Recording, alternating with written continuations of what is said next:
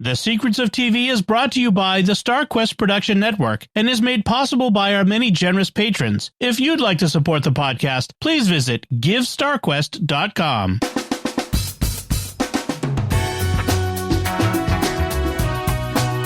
You're listening to The Secrets of Television. Hi, I'm Dom Bettinelli, and on The Secrets of Television, we take a closer look at the stories behind the stories, exploring the themes, characters, and hidden meanings in the shows everyone's watching and the classics worth remembering. And this time we're discussing the season finale, Season 2, Monarch Legacy of Monsters, Where We Belong. It makes me think of that also Up Where We Belong, but it's not the same thing. Joining me today is Jeff Haecker. Hey, Jeff. Hey, Dom. So, folks, be sure to follow The Secrets of Television in Apple Podcasts, Spotify, TuneIn, your favorite podcast app, or at the StarQuest YouTube channel, youtube.com/StarQuestMedia. We should like, comment, subscribe, and make sure to click that bell so you get notifications.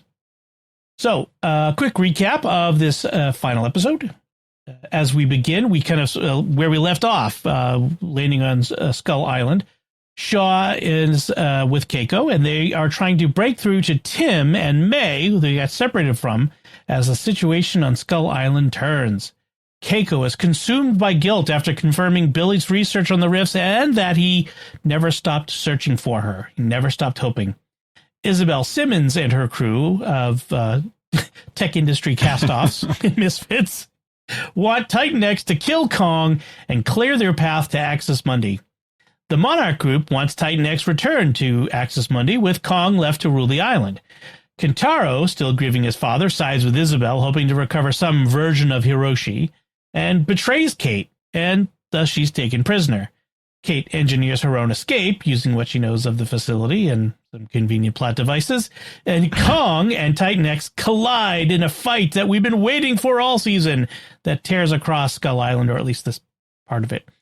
Kong dominates while Titan X's synaptic link is pushed to overload, and the season closes with threads left open and Shaw on the trail of Rodan, the fire demon. So, what'd you think of this one, Jeff, as a finale? Yeah, I think it was a pretty good finale. You start off with the big fight, or you have the big fight, which I think has been, I don't think it's been a complaint, because the show is more about the humans and the monsters in a lot of ways, but it is nice that they have that, have some monster actions. But I think the Godzilla Titan X fight got a little shortchanged maybe in that episode. So I was glad to see we finally get, a good monster versus monster fight. And I think that they did that pretty well. I think it's, it's not quite like movie level, but of course it's not going to be, because it's a show. Yeah. And along with that, I think you had a pretty good storyline for all the people. I think everyone's storyline kind of makes sense and wraps up in a good spot, other than Kentaro, which I'm sure we'll talk about. I think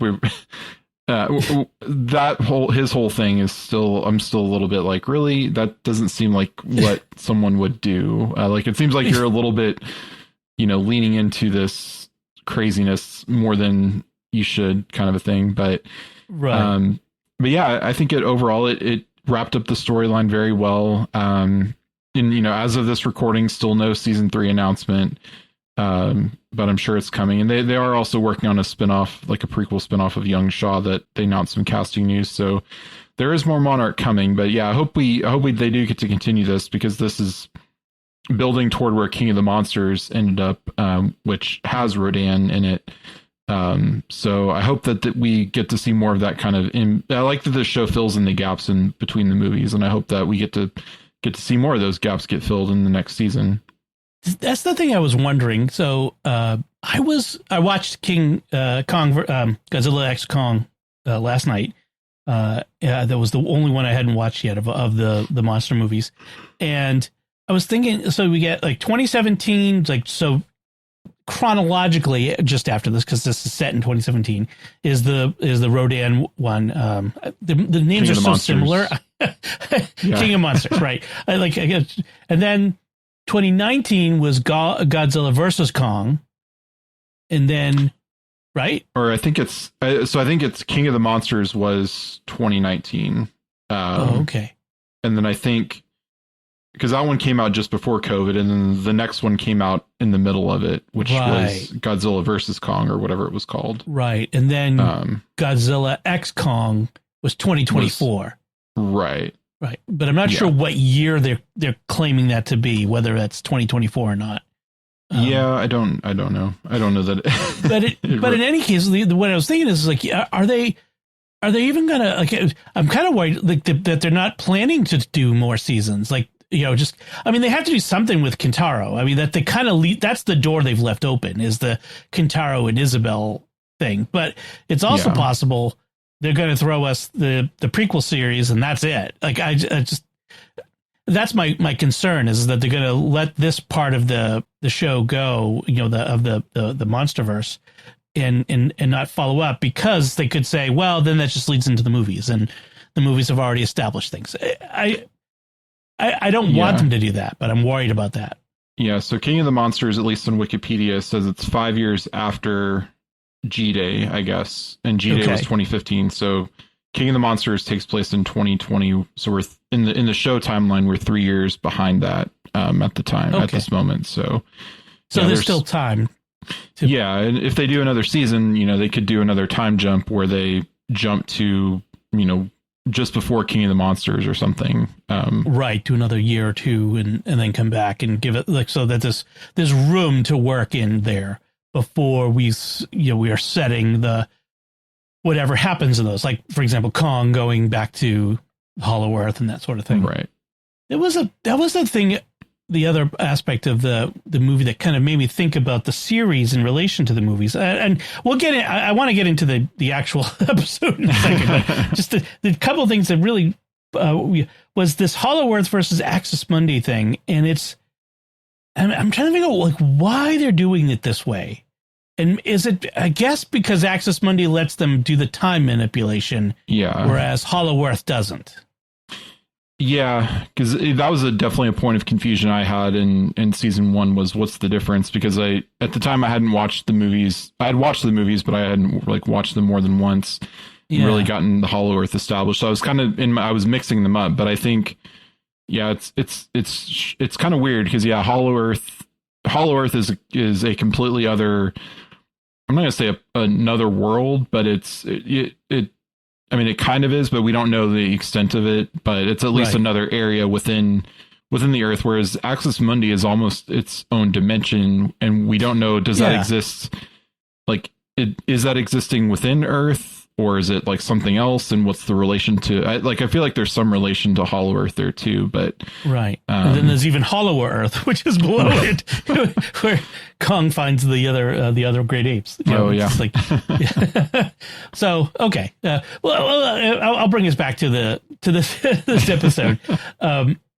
So we kind of we start with Keiko, where we ended, with Keiko and Shaw at the Rift, Grand Central Rift, we'll call it. Yeah. And she's really kind of devastated when they get there.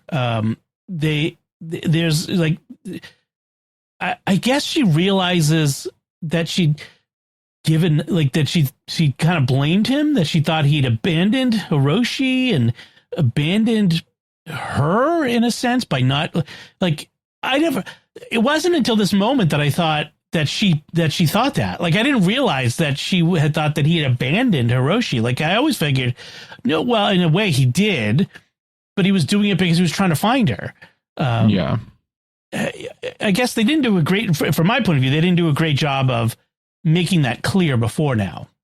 Yeah, because I mean, when you first kind of learn what's going on with Hiroshi, what Billy was doing this season, you're like, is he's just gotten the Titan craze, the Titan madness, and he's just chasing them because that's like all he knows how to do, and he doesn't know how to be a dad without Keiko there or something, or he sees Hiroshi and all he can think of is Keiko, so he kind of runs off. But yeah, I think they, at least for me, I think they did a pretty good job over this season, kind of teasing that out, and finally learning that at the end that he was, like, yes, he did abandon Hiroshi, but he was also looking for Keiko. Like, he wanted to find Hiroshi's mom again and to bring her home.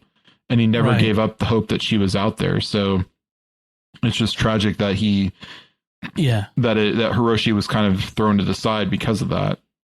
I guess from her point of view, she figured that when he found the letter to Lee, that's when he kind of like, well, forget this kid. That's her son, and that sort of thing, and that's why he left. But it turns out that wasn't his motivation. He stayed faithful to her despite that. So we get Shaw and Keiko go looking for Tim, and they run across some giant, really spiky centipedes, which was just fun. You gotta have big monsters at Skull Island. And then we switch to Kentaro and Isabel and Kate, and I was wondering in this one, where did Kentaro get the idea that you could change the past? Because he doesn't know about Shaw contacting his younger self in that rift. So I kept trying to figure out, like, why does he think that that this is possible? Because everything that they've seen so far only shows, that there's a time dilation effect, but not time travel. That was a weird part for me. Yeah. I mean, I think it's one of those, I think Isabel kind of talked him into it, of saying, like, we know we can go in time there, you can travel forward by staying there for X amount of time.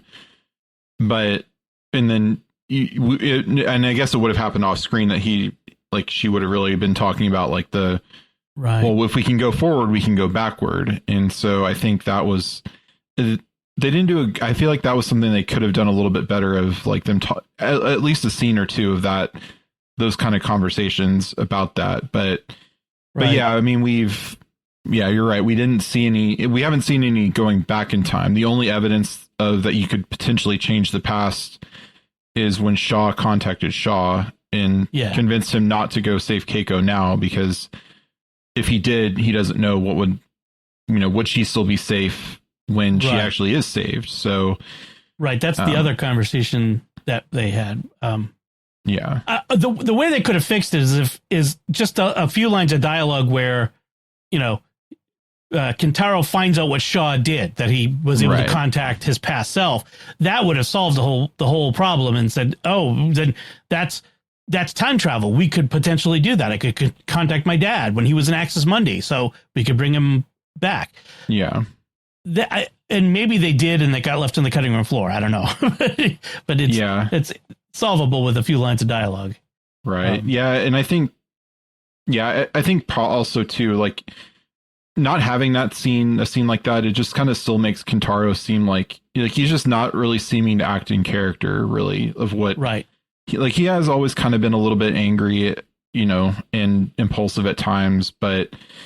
Which seems to be a random trait. Is his father's son, whether genetic or rubbed off from your crazy uncle, your whatever, but or crazy stepfather. But he just seemed out of character, and still, that's one thing I think that's one of the biggest problems for me in this season, was just Kentaro.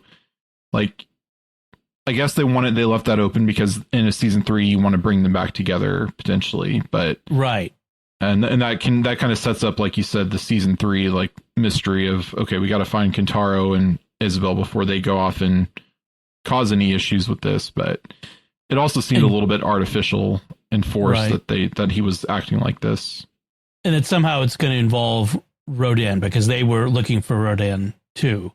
That's why Shaw followed them to Rodan. Right. Well, I think that's probably just because they need a Titan to open the rift, and they know. Yeah.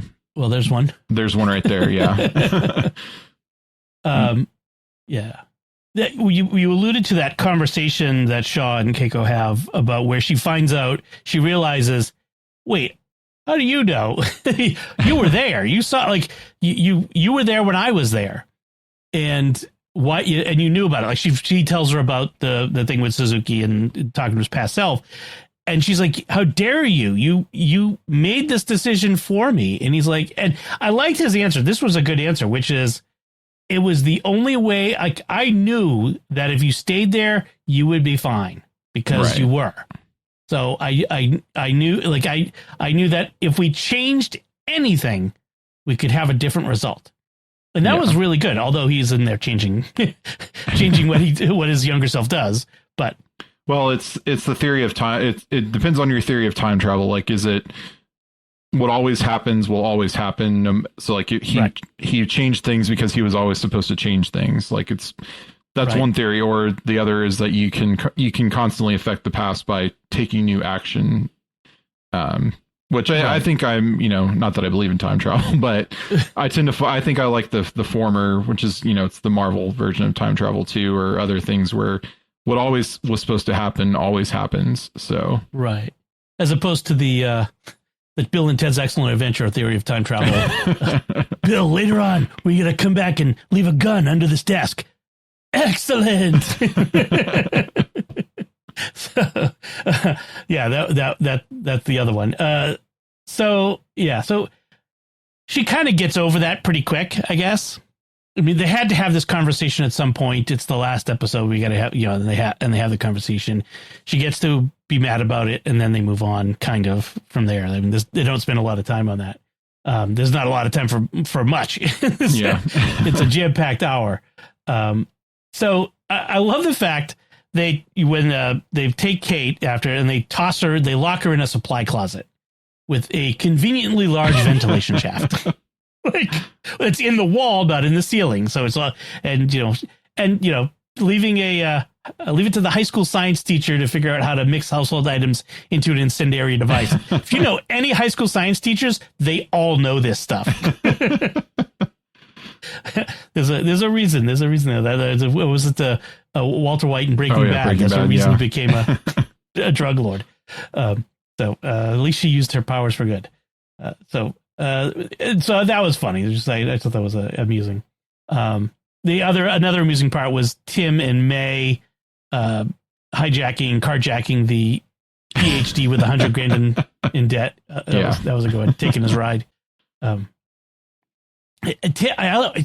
continue to really like Tim because he just feels so real. Like he feels like a regular guy playing at this is what a guy in an action movie would do. Yeah. Sort of thing. Like he says the line because that's what you're supposed to say at this point. Right. Or he tackles the guy like he did and takes him out and he's like, oh, that hurt. Like he doesn't have the actual, like nothing hurts you syndrome. And I was a backup punter on my high school football team. Backup punter that is like the least active job after like equipment manager. Like, oh man, that was good. Keiko explains that Kate is sensitive to Titan X's language in a way that she isn't, but isn't she? Like we kind of talked about that earlier when they were at Scary Fish Island.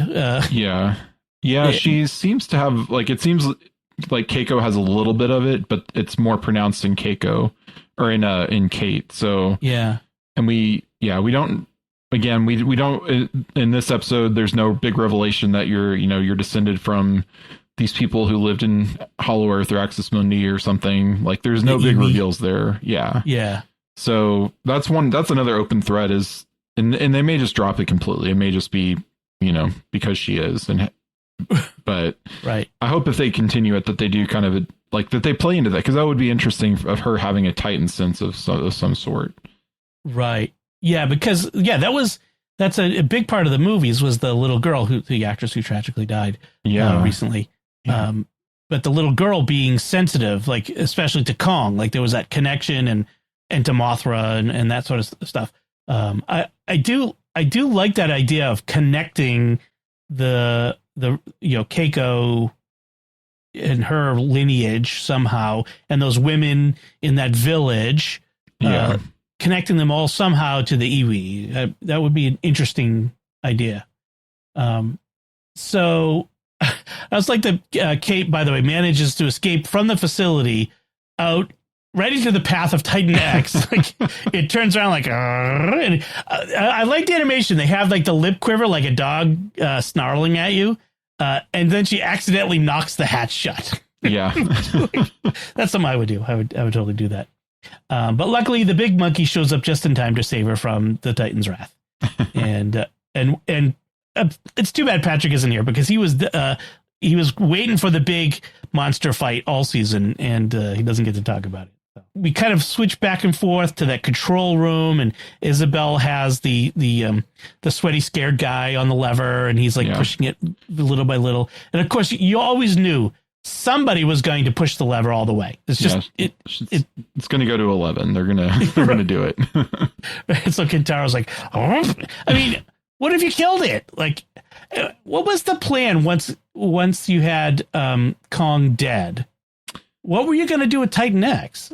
Well, I mean, I think they could, like, if they're controlling it, then they could just keep controlling it, and then it can also kind of be their, like, it becomes their their guardian of the island that can prevent anyone else other than who they want to get there. Because if word gets out that you can, quote unquote time travel by going into Axis Mundi for, a couple of days, and you come out and it's years later, or not even a couple of days, a couple hours, right? And you're years later, then, a lot of people are going to want to do that. And, a lot of rich people probably. So I think in militaries and, in governments would want to. So I think maybe that's just my headcanon, but yeah, having a guard Titan that you can control, unlike Kong, who kind of does, he's guarding it, but kind of for his own, based on his own instincts. And it does raise the question, why not just use the thing on Kong?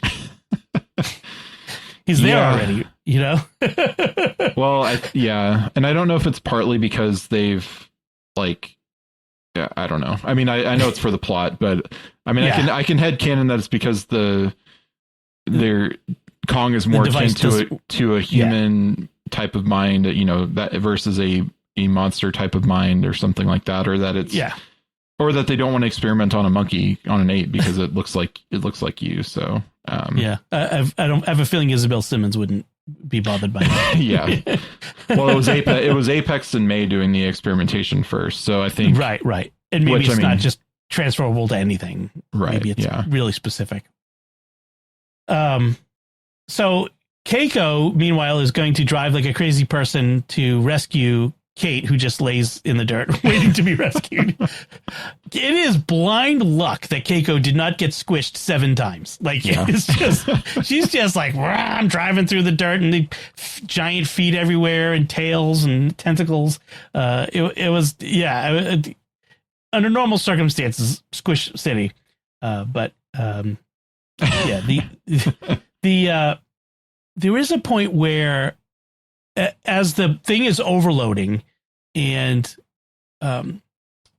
it breaks free of the control of the device when it sees its egg, and May has to give the corniest line.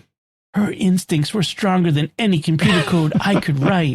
I'm like, oh, save me from corny blah. Like that was a little on the nose. You know what I mean? It's just like, but it is what it is. So they need to go. So now they need to get the thing back in. Before that, it stops, gets the egg. And I like how Kong reacts. He's like, whoa, wait a minute. What's going on here? And he kind of like, he's confused and kind of backs off and goes sits on top of the mountain. And, with her, and he's like, wait, you got a baby over there. I'm like, I'm not getting involved in that. What's going on here? Yeah. Well, so I like Kong's reaction. Yeah, and it's also too, I think that that Titan X stopped, like, because Titan X was the aggressor there and was like the one attacking him. So I think when it started backing off, he got pretty beat up too by it, like some definite big gashes, and I'd have to see a picture. I'd have to rewatch the movies to see does Kong have all these scars specifically from this fight, or I'm sure someone on the internet has done the comparison to make sure, but. I think it's that, it stopped attacking him. So he kind of was pausing and was going to like wait and see what it did. Cause he just wants it to go away. Like he wants it to go back to the rift. I think so. Right. He's trying to keep Skull Island free of the big Titans. And that's kind of the agreement. He stays on Skull Island and keeps the big Titans off of that. And Godzilla takes care of the rest of the world, basically. Yeah. Well, they haven't met yet either. That was something I was just thinking of, is like, this was, they came close because at least we don't know that they met, because the first time they come across each other is in Godzilla versus Kong, when they're fighting, and then they team up against the Mecha Godzilla. But right in this one, like Godzilla was just offshore, so maybe Kong, like I don't know, that's you could, and maybe Godzilla circled the island before and been there. And I mean, we've seen that Kong's people had fought Godzilla monsters before because they had like the axes with the spikes. So, I thought that was kind of interesting that like, oh, Godzilla's he's right there. So maybe he's seen Kong, and when Kong leaves the island, it makes him angry. Yeah. Right. So Cade makes one last ditch attempt to stop Kentaro, but, he's convinced he can save Hiroshi. And this is the most sympathetic version of Kentaro, I think, in this scene. Isabel standing by the helicopter with a smug look on her face. You just want to wipe off, you know. But Kentaro he seems genuine here, at least, you know, like, look, I'm trying to do the right thing here for like he waited, he tried for 2 years to get you. He at least deserves our effort here if there's a chance to save him. Yeah. Well, and that's interesting because if, you know, it's the thing of like in time travel, like if you take someone out of the place they needed to be, like if they had taken Hiroshi away, would that mean Kate could never get back from having gone in, or like it could have changed everything, and like you don't know where things would have ended up. So, but he's so focused on that which again is like, I mean, I guess, you know, your dad dies, you lose logic for a time, but I could also it also just seems a little bit too off the wall that he's like, you know, you would remove everything from the last 2 years. Like you wouldn't theoretically have memories of your time with your dad if you take him out of an earlier time or something. Right, exactly. I don't think he's thought this through. No, he is not. So then we have they get the Chinook with the big speakers, and they're trying to get Titan X to follow them to the actual rift because she's a little disoriented. And so Kate has to hang out the back of the chopper like bait on a hook. That's what I keep thinking of. The other thing I thought of too is Titan X is clearly a predator because of the eyes are forward facing. Predators have forward facing eyes, whereas prey have eyes on the side of their head to look all around. But predators have bifocal eyes looking forward for depth perception. So she's clearly a predator, which is I thought was interesting. Yeah, it goes back to what do these titans eat? Like, what does Kong eat? What is, like, we know Godzilla will eat other titans, but the other titans we've seen, at least Titan X and Kong, like, what do they eat that can sustain something that unless they actually just survive off of, like, I mean, well, I guess Godzilla survives more off radiation than actual food, right. So yeah, maybe it's something like big that. Crabs, yeah, whales. Titan X could eat whales. I kept thinking of like Apocalypse Now, though. Like they didn't have. I don't think they had Chinooks back then, but with the big speakers, Charlie Don't Surf, the whole thing.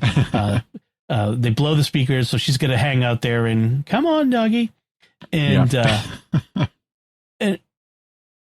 and so they get to the rift, and they get there ahead of it, I guess, and land, and it comes to the rift, and it stops and you can kind of get the sense that it's thanking Kate, or it's making a connection. It reaches out a little tentacle and she touches the end of it, which is the same thing that we see in Godzilla X Kong, where Kong is with the little girl, Gia, I think it is. Yeah.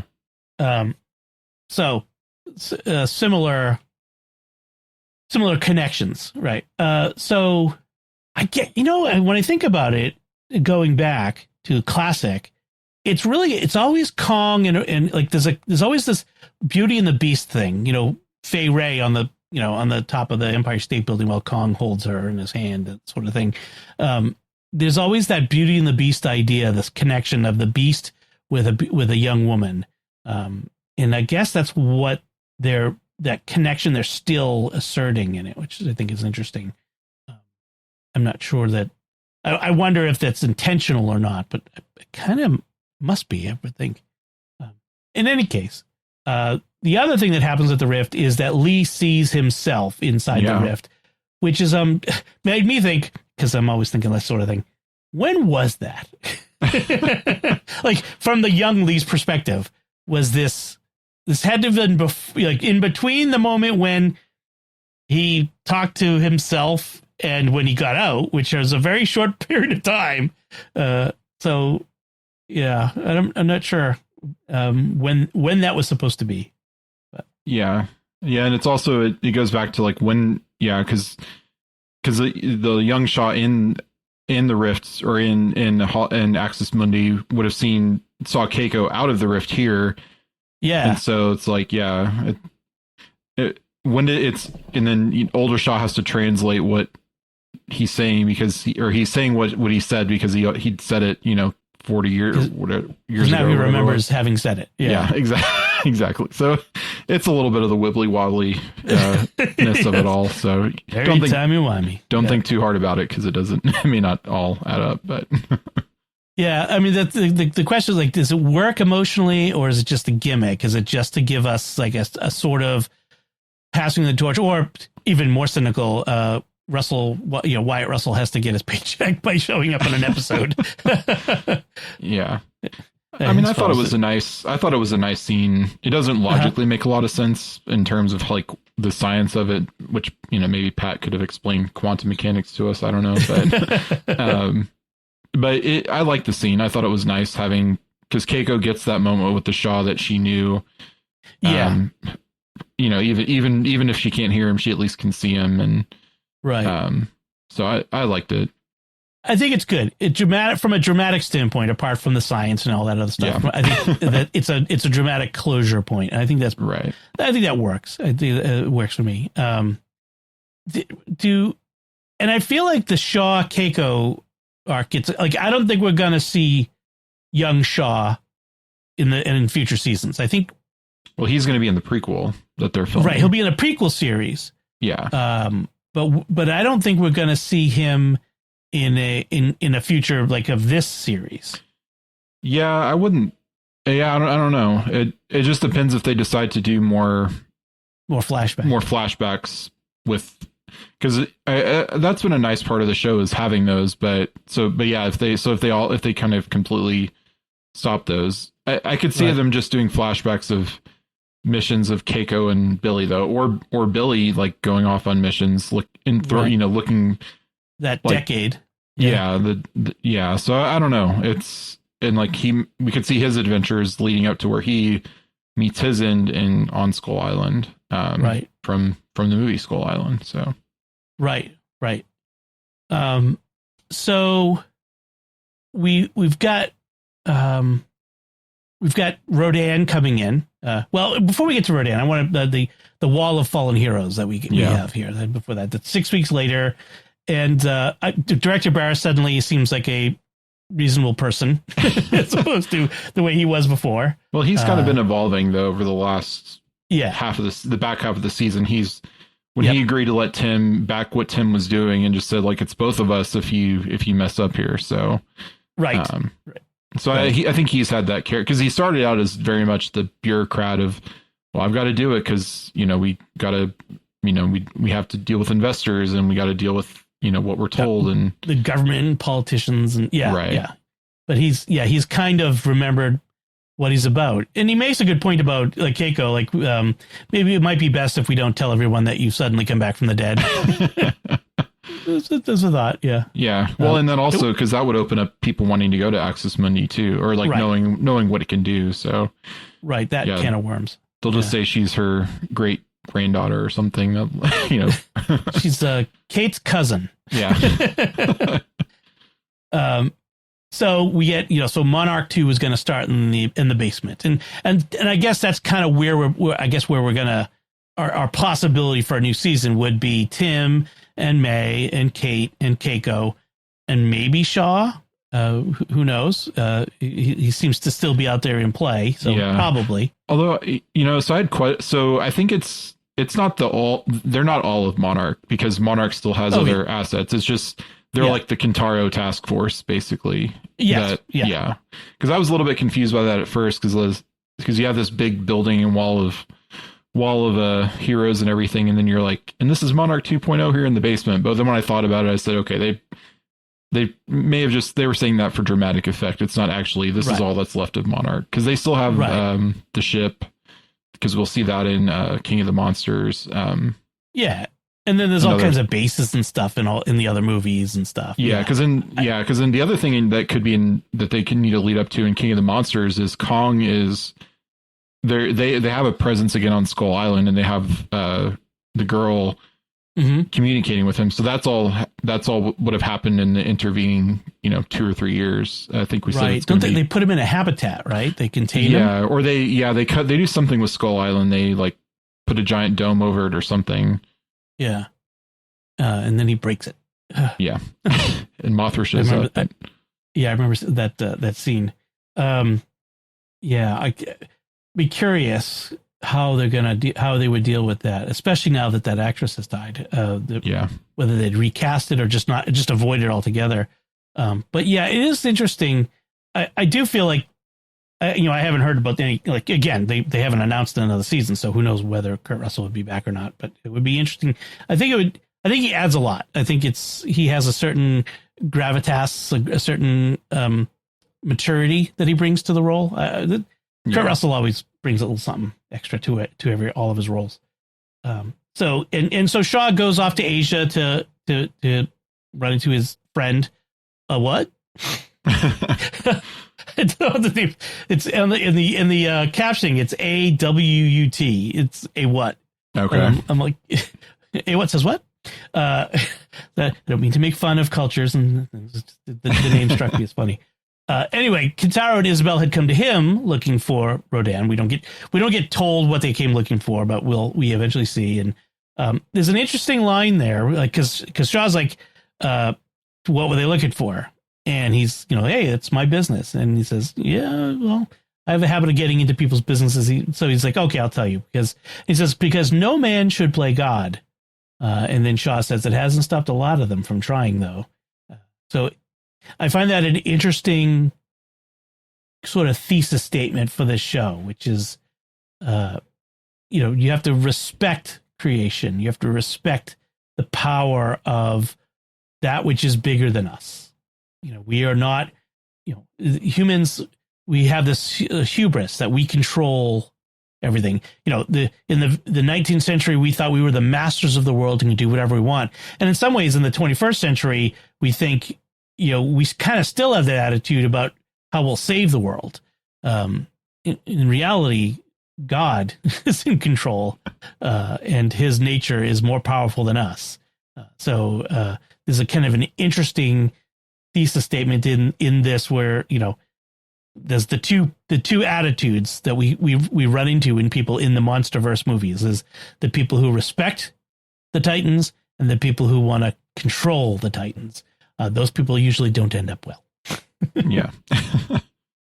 I'm kind of torn on what his plan is. Like, what is he wanting Rodan to do? Is he wanting to kind of wake Rodan up so that it fights Godzilla and they take each other out, or I don't know. Is he going to go back to that old plan? Rodan apparently looks awake, so maybe it's not really Rodan he's looking for, but Isabel and Kentaro. Oh yeah, that's true. He could be tracking them down, trying to stop them from controlling Rodan or something. Yeah, well, because what does he say when he sees Rodan? He says something like, "There you are," or "That'll do," or something. Yeah. Whatever the closing line is, it seems like he has a plan for Rodan, but I don't know. Because we see Rodan in King of the Monsters. It's one of the ones that Ghidorah kind of takes over, but then eventually, like, after Godzilla kills Ghidorah, it bows down to Godzilla, basically. So right. I don't think Shaw's going to go become one of those eco-terrorists that wants to just let the Titans kill all humans. No. So I don't know what his. Yeah, that's the other kind of big mystery here for me. Yeah, I think he's freelancing to find Kentaro. I think that's his plan, is to stop them from whatever they're trying to do. That's my theory.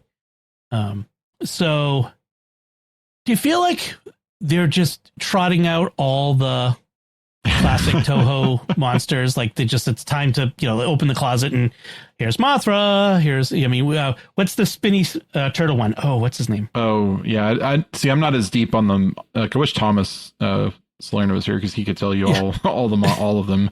I remember him, but I don't I know remember what the you're names. talking about. Yeah. Yeah, but like it feels like they kind of like pull them all out. They're like the toys that they have access to in the closet. But you know. Yeah, and because I think the next movie it might be next year. It's Godzilla X Kong Supernova, and I'm guessing they're going to go to space or something, or there's going to be other monsters from space, or I don't know. But monsters from space.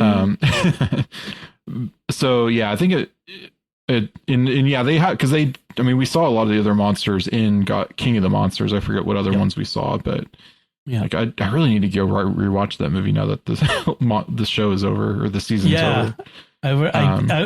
I was tempted to watch those first before watching Godzilla X Kong, but I wanted to watch one I hadn't seen yet. So yeah, but I may go back and rewatch. I may do the whole rewatch, frankly, because it might be well worth it. I'll be curious to see. They are pumping these out at a pretty rapid pace, I gotta say. Yeah. One of the things that got me about the movie was just how many innocent people die in the movies compared to the TV show. Like, people get squished a couple times in the show, but like tens of thousands of people died in Rio in that movie, in that fight. And it's like, and you know, and as Godzilla is like swimming down the Tiber, knocking bridges full of cars into the water, and I'm like, oh, okay. Well, and he's our pal. Yeah, and he was sleeping in sleeping in the Coliseum, so he's been stomping through Rome for who knows. So yeah, they destroyed the what was it, the Vittorio Emanuele, the big wedding cake monument. Oh thing, yeah, like gosh, nothing. Like I just, like, in a world full of Titans, how much would be destroyed on a regular basis. And then there was that guy Bernie who had the Titan podcast. Yeah. Which is, I'm like, hey, that's us. Yeah. Selling the Titan insurance. Gargantua. Yeah. Gargantua Insurance. Oh, yeah, that was pretty funny. If Gargantua Insurance would like to sponsor our podcast, we'd be happy to talk with you. Anything else to say about this episode, this season? Thoughts? I think we've done it justice. I think so. Yeah. I hope we see more. I hope they give us the season 3. We know the prequel at least is coming with young Shaw, and it's got I think I put on Discord, it's got MODOK and Galactus from Marvel, who both of the actors are going to be in it, or just were recently announced as in it. But it's funny. Marvel's like Doctor Who, like everybody is in it. Like, yeah, like you see every actor eventually shows up at one point or another. Yeah. Someone was saying that Penelope and Telemachus are in the new Spider-Man movie. Yeah. Yeah. I don't think anything else. Yeah, it was a good season. I hope they do more, and if not, it was a good run. Well, as a bit of a preview of what's coming up next for this podcast, next week you're going to hear us talking about the new season of Silo season 3, and it'll be Jeff and me and Alex Mario will be joining us, and we're going to have some very good discussions about what's going on. The first several episodes of the TV show are already out, and so we've been recording, so those episodes are recorded, but we'll be following that week by week, and then after that, there's talk of doing Vision Quest, the Marvel series. Yeah, I think that was what we had discussed at least. So okay, so lots to look forward to, folks. We got a lot on the slate. We get lots of stuff recorded already, and one of the ways that you can help us is let other people know about this podcast, but also, I'd love to get feedback from folks. What do you think? What are your theories? What did you think of this season? And then once we're talking about Silo, the same thing. If you're a Silo fan, I want your theories. I want your reactions and all that sort of thing as we go along. And then we'll start sharing that as it comes in. So definitely want to hear from folks. But now I want to take a moment to thank our patrons who make it possible for us to create the secrets of television, including Jordana A., Jason E., Ricky T., Adam N., and Lucas D. Their generous donations at GiveStarQuest.com make it possible for us to continue the secrets of television and all the shows at StarQuest, and you can join them by visiting GiveStarQuest.com. And so that's it for us, and that's it for Monarch Season 2. What did you think of it? The season and this episode called Where We Belong. You can do that by commenting on the show at sqpn.com/TV. Send an email to tv@sqpn.com. Visit the StarQuest Discord community at sqpn.com/discord. And until next time, Jeff Haecker, thank you for joining me in sharing the secrets of television. Thanks, Dom. And once again, I'm Dom Bettinelli. Thank you for listening to the Secrets of Television on StarQuest, and I'll see you next week in the silence. Here's another show on the StarQuest network you're sure to enjoy, The Secrets of Movies. Find it wherever fine podcasts are found, or at sqpn.com/secrets.